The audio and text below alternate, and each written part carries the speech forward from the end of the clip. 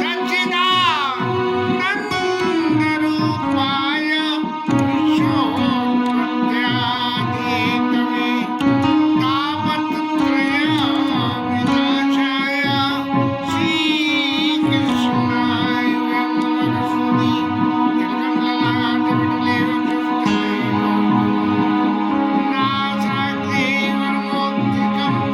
करतले वेणुकने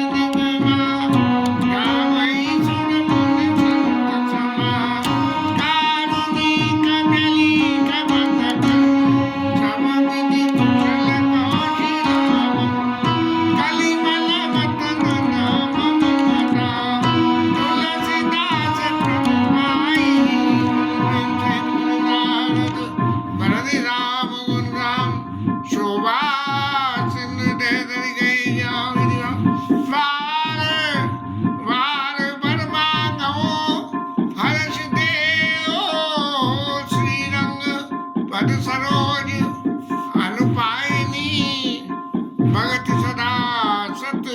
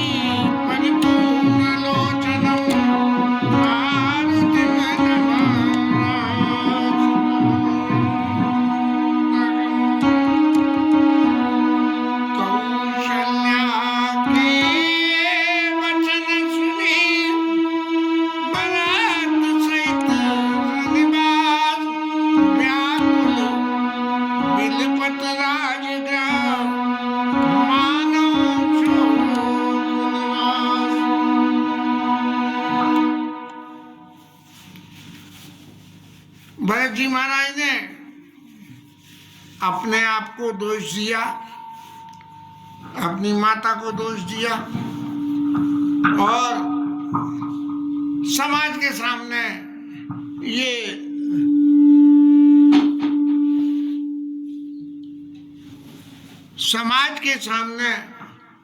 ये तस्वीर रखी कि इस सारे उत्पात की जड़ मैं हूं, क्योंकि मैं ही इस सूर्यवंश में कलंक के रूप में पैदा हुआ हूं।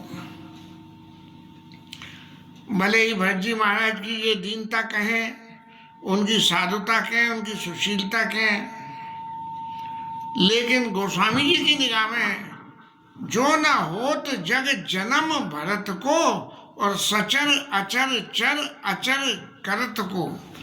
भरत जी का राम जी के प्रति प्रेम स्नेह, उनकी भक्ति इतनी जबरदस्त है कि वो जो बेजाने उसको जानदार कर दे और उनकी भक्ति की कथा को सुन के बेजानदार हो जाए कि उसको लगे कि भक्ति की परंपरा तो ये है। इस तरह से जो है, अब जब लोगों ने भरत जी महाराज की ऐसी व्याख्या सुनी और कौशल्या मैया ने जब ये कहा कि मेरा भाग सबसे बड़ा है, तब जो है जब दो व्यक्ति आपस में अपनी गलती न होते हुए भी अपनी गलती मानने लगे, तो ऐसे मसले को समझना सलटाना बड़ा मुश्किल काम हो जाता है, क्योंकि किसी एक का तो मन रखना पड़ेगा और वहीं पक्षपात हो जाएगा तो दूसरे की बात गलत सिद्ध हो जाएगी। इसलिए अब राय समाज के जो लोग आते वही किसी में से एक ने भी तो खड़े होकर ये नहीं कहा कि हे माता आप जो कुछ कह रही हो वो सही कह रही हो, या मंत्री जी मौजूद थे उन्होंने कुछ कहा, कुछ नहीं, सब लोगों ने एक ही काम करा कि व्याकुल बिलपत राजगृह मानो का जैसा कि शोक का निवास स्थान बन गया हो।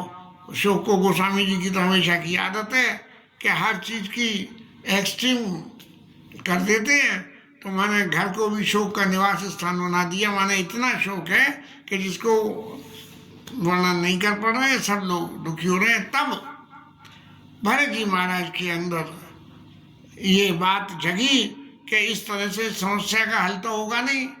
तब उन्होंने अपने दिल की भावना, क्योंकि हर समाज में जब कोई भी बात सामने रखी जाती है तो उसमें कई तरह की बात होती है, कोई पक्ष के होते हैं, कोई विपक्ष के होते हैं, कोई कॉमन होते हैं।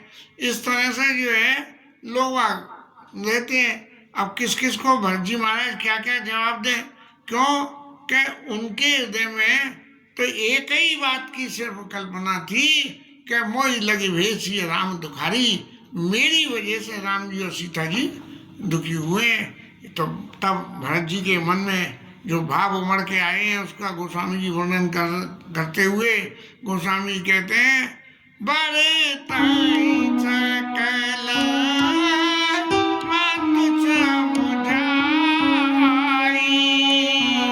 कौशल्या लिए हृदय लगाई। अब भरत जी ने सब माताओं को समझाया, तो माता कैकेयी भी क्या उस समाज में मौजूद थी? माता कैकेयी मौजूद थी उस समाज में। कैसे? ये भगवान के लीला स्वरूप में लीला हो रही है, और इस लीला में माता कैकेयी से भगवान ने एग्रीमेंट कर लिया कि तुम्हें ये काम करना है। तो जैसे हम देखते हैं कि ये लोकसभा में, राज्यसभा में मंत्री संतरी आपस में खूब तकातकी करते हैं पब्लिक को दिखाने के लिए, और फिर उठ के पीछे आपस में मिलके खूब हंसी ठटोलियाँ करते हैं। ऐसे ही फिल्मों में हीरो और विलियन मंच पे तो कुछ दिखाते हैं और पीछे जाके कुछ बात करते हैं। ऐसे ही रामलीला में हम मंच में देखा करते थे कि जहाँ राम रावण युद्ध हो रहा है तो वो एक दूसरे से बंदर और राक्षस लड़ रहे हैं, तो सामने तो ये दिख रहा था कि कितने एक दूसरे को मार देंगे, लेकिन जब लीला का समय समाप्त हो गया तब वो बड़े आसान, अरे तेने तलवार तो बड़ी गलत चलाई थी, वो तो मैं बच गया, नहीं तो मेरी गर्दन कट जाती। तो ऐसी जो परिस्थिति होती है, इसी परिस्थिति को वहाँ थी कि भगवान राम की लीला के सपोर्ट करने के लिए कैकेयी मैया ने ये सब कलाकारी अपनी दिखाई, और ये इसको दिखाने की वजह से कैकेयी मैया भी वहाँ मौजूद थी। तो गोस्वामी ने कहा, बड़े ताई सकल मातु समुझाई, कौशल्या लिए हृदय लगाई। अब माताओं को समझाया, समझाने की बातें तो भी आगे आ रही हैं, और लेकिन कौशल्या मैया ने जो है उनको उठा के हृदय से लगा दिया। सुमित्रा मैया तो उपासनात्मक स्वरूप है भगवान की का, तो वो तो अपने जो है दोनों पुत्रों को, एक को राम की सेवा में, एक को भरत जी की सेवा में भेज के और निश्चिंत रूप से बैठी थी। और कैकेयी मैया को तो लीला स्वरूप का जो पार्ट उन्हें प्ले करना था वो उन्होंने प्ले कर दिया। इसके बाद कैकेयी मैया कहीं नहीं बोली, बस जो कुछ बोली राजा दशरथ के आगे बोली या राम जी के आगे बोली, ऐसे हो नरक पड़ो वर्ष पर जाऊं और तुम्हें ही जानवन कहीं की राहू, तुम सब बन जाने की नहीं कहेंगे राम जी। ये बात अखीरी राम जी को कह के और मुनिपट भाजन वासन आनी, आगे धर बोली मृदवानी, बस। और इसके बाद फिर कैकेयी मैया शांत हो गई है, और पूरे में कहीं नहीं बोली, चित्रकूट में जाके भी नहीं बोली कैकेयी मैया, भगवान लौट के आए तब भी नहीं बोली, भरत जी ने जो कुछ फॉलोअप किया राम जी के उपदेशों का उसके बारे में भी माता ने कुछ नहीं बोला। ये प्रत्यक्ष रूप से इस बात का सबूत सामने आता है कि ये निश्चित ही लीला स्वरूप में कैकेयी माता और राम जी के बीच का म्यूचुअल एग्रीमेंट था। इसीलिए अब भरत जी महाराज तो मैंने जो कहते हैं third party act, third party हो गई इसमें, कैकेयी, राम जी और भरत जी थर्ड पार्टी हो गए। अब भरत जी को मालूम तो है, भरत जी समझते हैं कि राम जी साक्षात ब्रह्म हैं, लेकिन फिर भी जब लीला स्वरूप में आए हैं तो उनको भी मंच पे आके वही लीला प्ले करनी पड़ रही है। और इसीलिए चले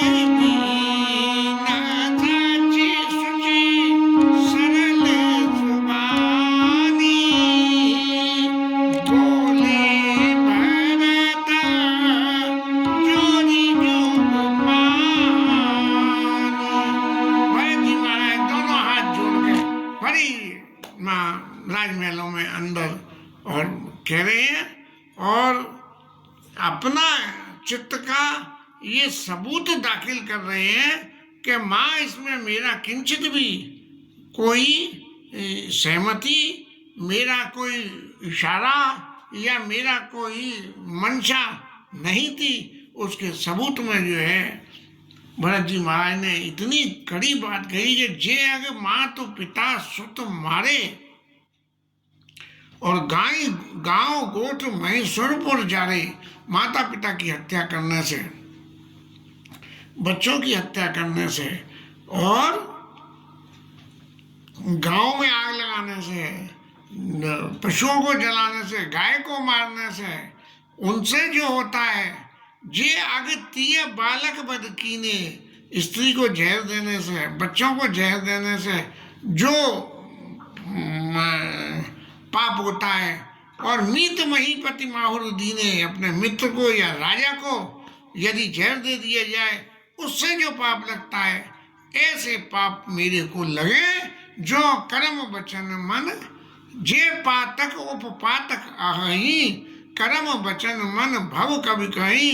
ये पाप तो शामिल है ही है, लेकिन इसके अलावा ये पाप और उपपाप जैसे कानून और उपकानून, ऐसे जो है बाइलॉज, ऐसे ही अगर इनके वो भी है तो कर्म वचन मन वचन और कर्म से किसी भी तरह का यदि कोई पाप हो सकता हो तो उन सब करे हुए पापों का जो फल मिलता है तो ते पातक कोई हो विधाता जो होई मोर मत माता। हे माता, यदि मेरे किंचित भी इस काम में मेरा मत हो तो इन सब पापों को, होने वाले पापों के मिलने वाले फल मेरे को प्राप्त हो। अब माता चुपचाप सुनती रही, क्योंकि जब तक मन का गुबार अंदर से नहीं निकल जाता है तब तक चित्त में शांति नहीं आती है। इसलिए माता चुपचाप सुनती रही और भरत जी ने कहना जारी रखा।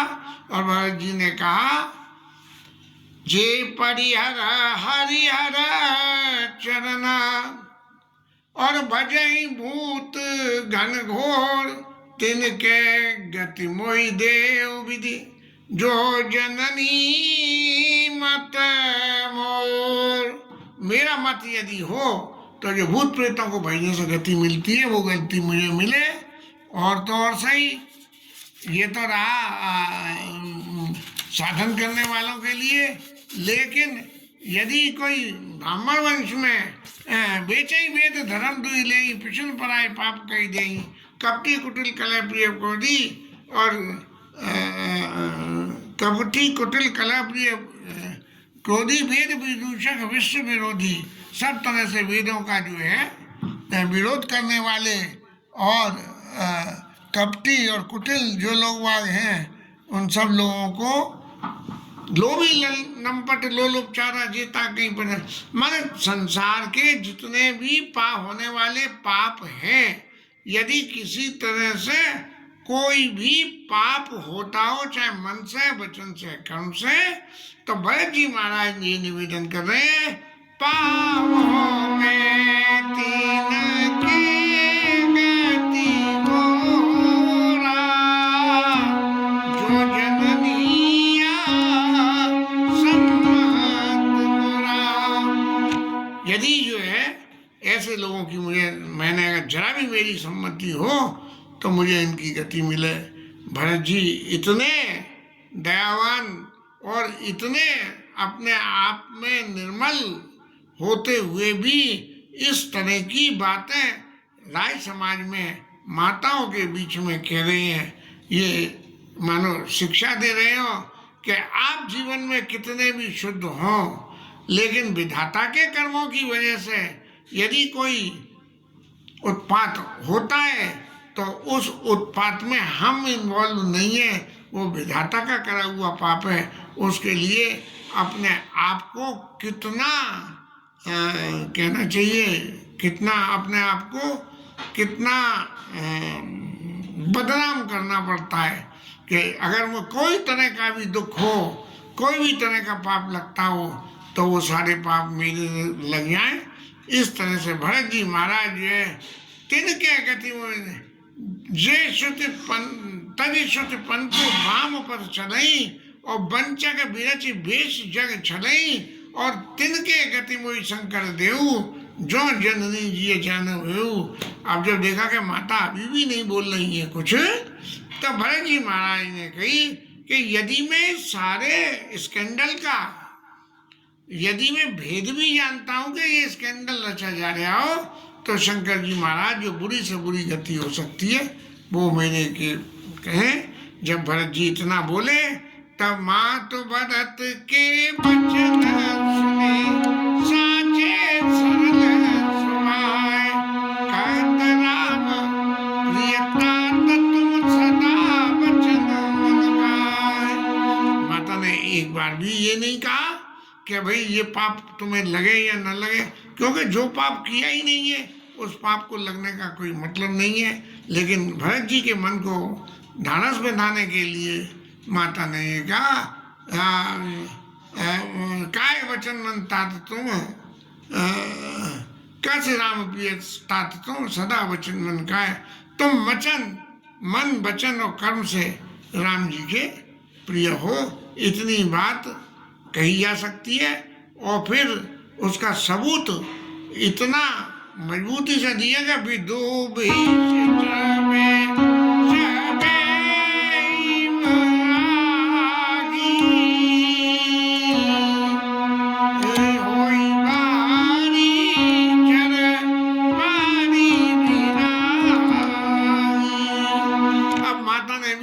उदाहरण दे दिए कि पानी में रहने वाला जंतु बिना पानी के जिंदा रह जाए और चंद्रमा अमृत की बजाय विष बरसाने लगे और सूरज चंद्रमा जो है विदु में सवे सवे आगी बर्फ में से ठंड की बजाय आग निकलने लगे।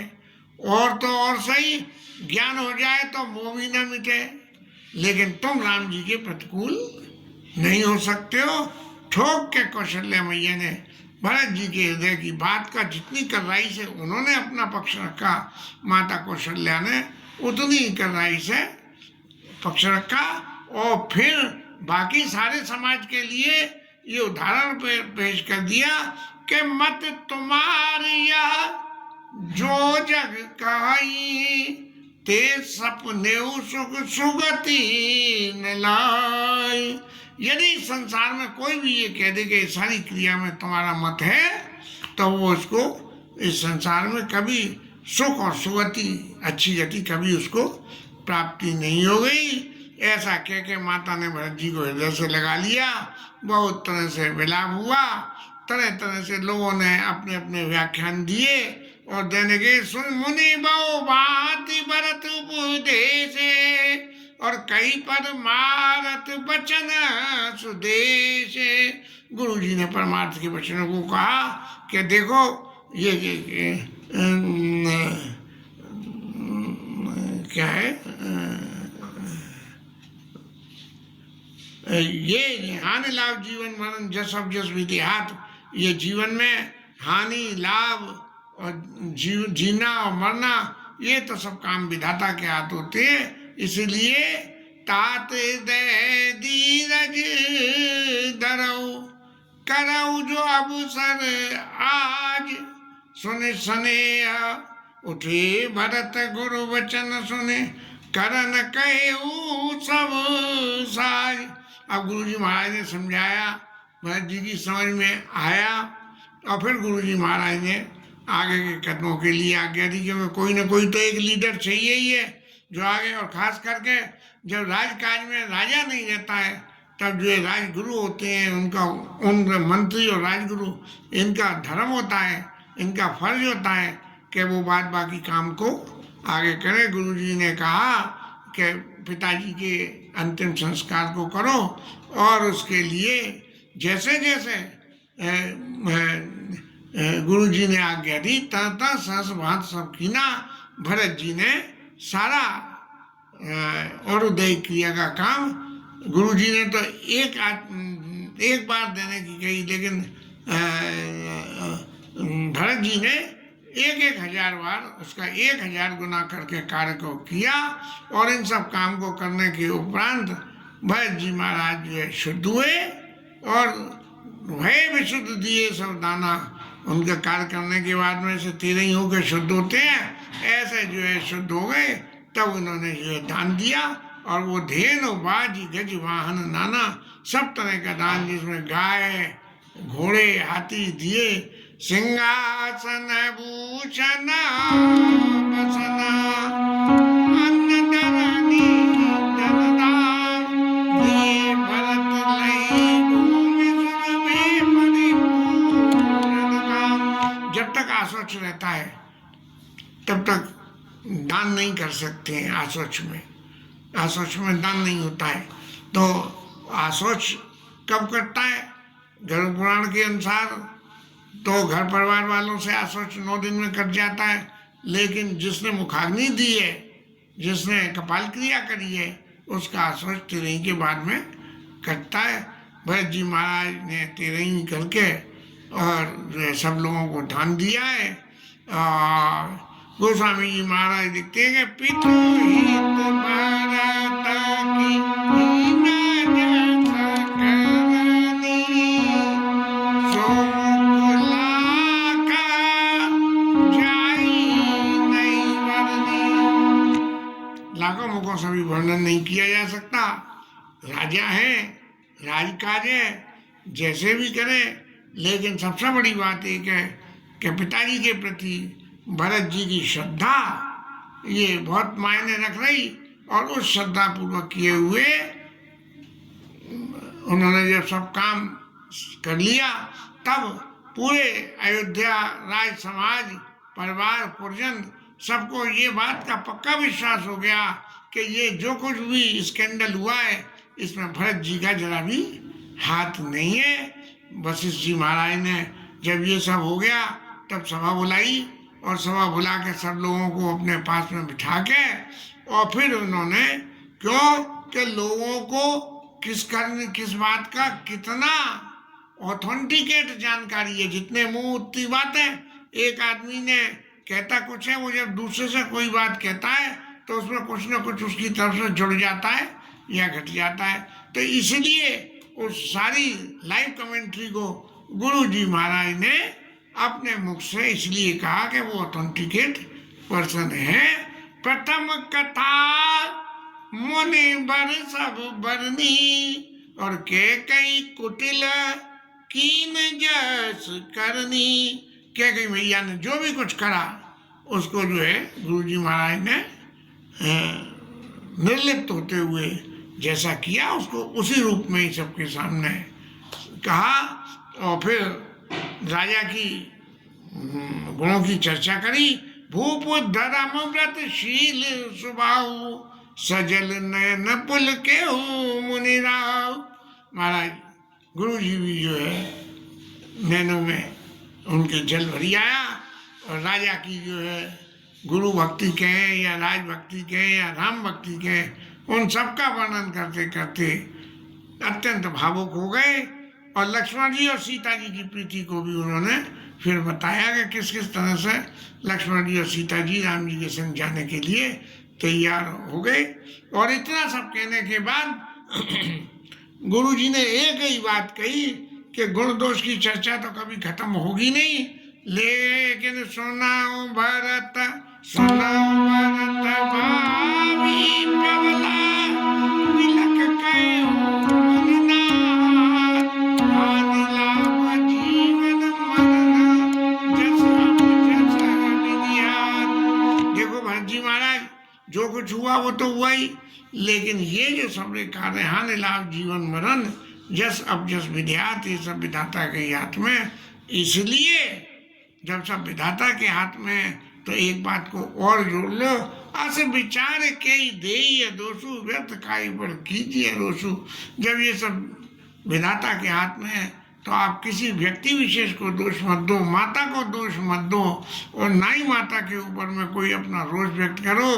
अब एक बात और भी तो सोचो ना कि इस संसार में जो व्यक्ति आया है उसका शास्त्र सम्मत तरीके से कुछ धर्म, उसका फर्ज, ये सब बातें बताई गई।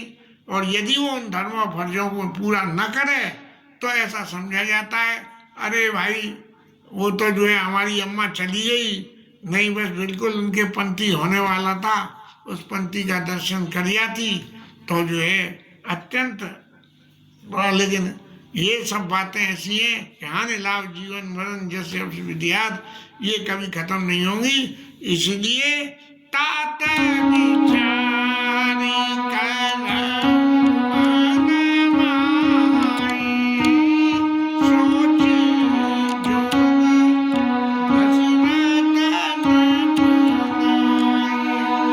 दशरथ जी महाराज शोक के काबिल नहीं है कि उनके लिए शोक किया जाए।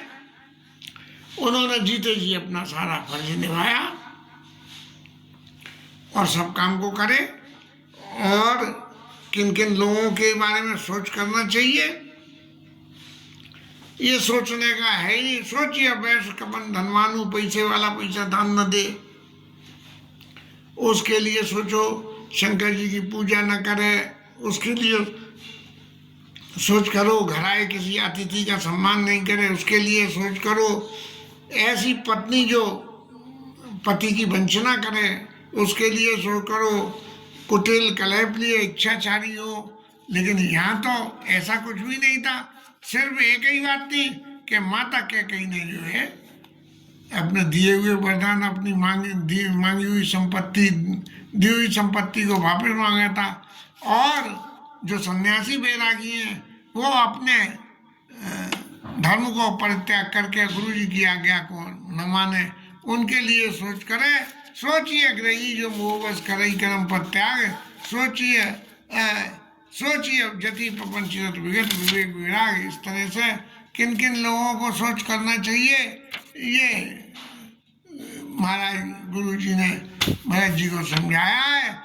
और इन सब के समझाने के बाद उन्होंने एक ही बात कही कि सोचनिया नहीं कौशल राम भुवन चारी दस प्रगट प्रभाव। तो किसी तरह से सोचनी है ही नहीं।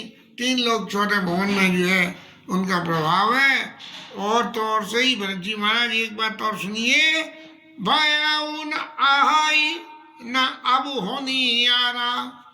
न तो आज से पहले हुआ, न अब है और न आगे होगा। क्या कि भूप भरत जैसा पिता तुम्हारा। महाराज जैसे आपके पिताजी हुए ऐसा पिता कोई नहीं होगा। क्यों? विधि हरिहर सुर पति दिशनाता सब वर्णई दशरथ गुण गाता। पूरे 3 लोग छोटे भवन में सब जो है दशरथ जी के गुणों की चर्चा ही करते हैं। राजा सब तरह से बड़वागी। इसलिए राजा के लिए ये सोच करना कि राजा ने अपना शरीर पर त्याग कर दिया। जो जन्माए जातस्य ध्रुव मृत्यु ध्रुव जन्म मृतस्य तस्मात् तम पदयार्थे ने तुम सोची तुम रसी। गीता में भगवान ने कही कि जिसका जन्म हुआ है वो तो मरेगा और जो मरा है वो दोबारा जन्म लेगा। इसलिए उनके लिए तो सोच करना बेकार है। ऐसा इसलिए राजा चले गए। शासन को राज्य की जरूरत है। इस अब तुम यह सुनी समझी सोच परिहरऊ। सोच का त्याग करके और सिर धरी राज रजाए सुकरई। राजा की जो आज्ञा है उसका पालन करो। अब सही मायने में विचार करें तो राजा की आज्ञा में क्या भरत जी को राज दे दिया गया? हम ये कानून बना देंगे और ये कानून पास होके कानून बन गया। जो फर्क होता है वो ही है? क्योंकि राजा ने कहा कि मैं जो है भरत को बुला के और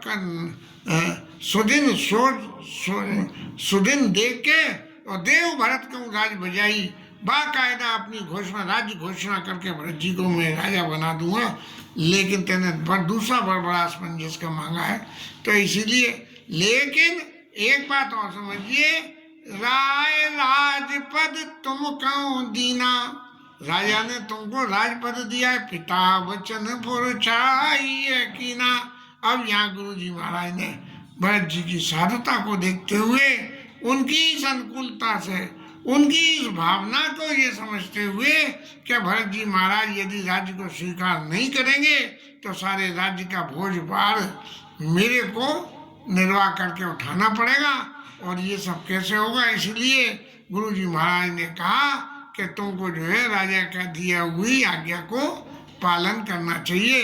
वास्तव में राजा ने तो भरत जी को कोई आज्ञा ही नहीं दी है, खाली कैकेयी मैया से ये कहा है कि मैं जो है सुदिन सोच सब साज बुझाई, देव भरत को राज बुझाई, मैं जो है सुदिन सोच के राज भरत को राजा बना दूंगा। बनाया तो नहीं है ना, तो काम तो हुआ नहीं। लेकिन एक सबसे बड़ी बात है कि राजा ने जिन अपने वचनों को रखने के लिए कैकेयी को जो दिए थे, तजे राम जय बचन लागी, तन पर हरे राम बिरहागी। राम जी के विरह में शरीर छोड़ दिया, अपने वचनों को रख दिए।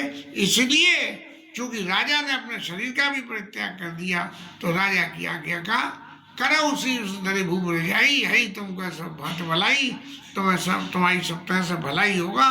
राजा की आज्ञा मान के, क्योंकि अपने से बड़ों की आज्ञा को यदि बिन सोचे समझे, अपने से बड़ों की आज्ञा को बिना सोचे समझे ही अपना हित समझ के करना चाहिए, ऐसा। इसलिए गुरु जी ने ये कहा कि अनुचित उचित विचार तजी, जे पालई पितु बैन, हे भाजन सुख सुयश के, बसई अमर पति। चूंकि भरत जी महाराज ये राज्य स्वीकार कर लें, उसके लिए गुरु जी ने सारी तर्क दिए, और भरत जी महाराज ने इन तर्कों के इन तर्कों के विरोध में जो अपने तर्क दिए वो इतने अकाट्य तर्क हैं कि जो आगे भी आएंगे। लेकिन गुरुजी ये कह रहे हैं कि आप अवश्य नरेश वचन बोल करो और पालो प्रजा शोक परिहरो। आप प्रजा का पालन करिए, आप राजा के सिंहासन पे बैठे या न बैठे ये एक बात है, राज सिंहासन पे बैठ के पालन करें, लेकिन प्रजा का पालन करना ये आपका फर्ज है। और सुरपुर में जब राजा दशरथ को पता लगेगा कि भरत जी प्रजा का पालन कर रहे हैं, तब जो है उनको भी शोक होगा। और वेद विदित सम्मत सभी का जे पितु दे सो पावई टीका, पिता जिसको राज्य दे दे वो राजा हो गया। इसीलिए करो राज परियन कलानी, मानो मोर वचन तुम्हारे।